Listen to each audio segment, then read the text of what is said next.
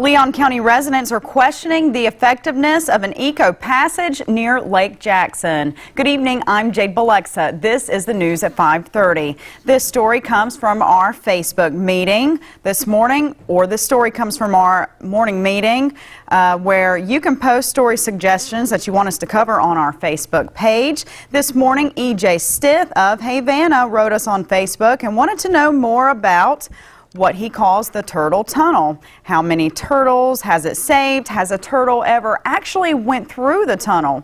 Would a simple chain link fence have accomplished the same thing?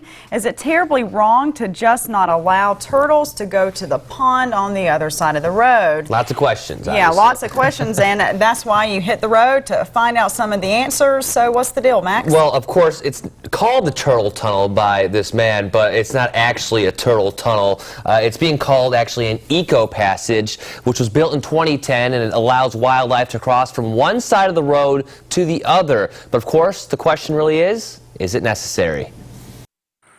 2-mile-long concrete walls line US 27. Beneath, tunnels connect Lake Jackson and Little Lake Jackson. This allows turtles and other wildlife to get from point A to point B safely. E.J. Stith has lived in the area for the last 15 years and believes this was an expensive solution to a simple problem. My thoughts on it is I don't see why they couldn't have just put up a chain link fence and tell the east turtles that they can't go to the west lake. But the Department of Transportation, who was in charge of the project, says that wasn't the best option. The chain link fence was just found that it would cause too many incidents with wildlife actually getting stuck in a chain link fence. That's why the barrier wall was the preferred alternative. Before the installation, animals would cross over the busy road, and on their journey would turn into roadkill. Bridget Welsh, a local resident, says the animals deserve this access.